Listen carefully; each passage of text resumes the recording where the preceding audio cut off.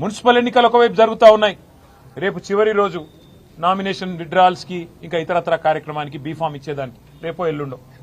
అలాంటి ఈ పరిస్థితుల్లో మున్సిపల్ ఎన్నికల్లో ప్రధాన ప్రతిపక్షంగా మేము ఎక్కడికక్కడ పోరాటం చేస్తుంటే క్షేత్రస్థాయిలో మా ఏకాగ్రతను దెబ్బతీయడానికి, ప్రజల అటెన్షన్ డైవర్ట్ చేయడానికి మళ్ళీ ఈ కాక్ అండ్ బుల్ స్టోరీ ఒకటి తయారు చేసి ఏదో జరిగిపోయింది వాళ్ళ కేసీఆర్ గారిని ఏదో విచారిస్తున్నారు, గ్రిల్ చేస్తున్నారు అంటూ కథనాలు వడ్డించి వార్చిన మరి ఈ ప్రభుత్వ అధికారులు వారికి ఇవాళ ఇతోధికంగా ఆదేశాలు ఇస్తున్న కాంగ్రెస్ పార్టీ పెద్దలు చూస్తూ ఉంటే మాకు అర్థం కావట్లేదు.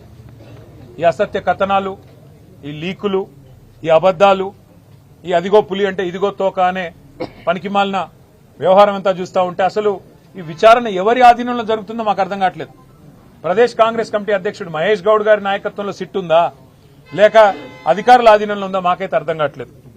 విచారణ చేసేది సిట్టా లేక పీసీసీయా లేక బీజేపీనా అది కూడా మాకు అర్థం కావట్లేదు.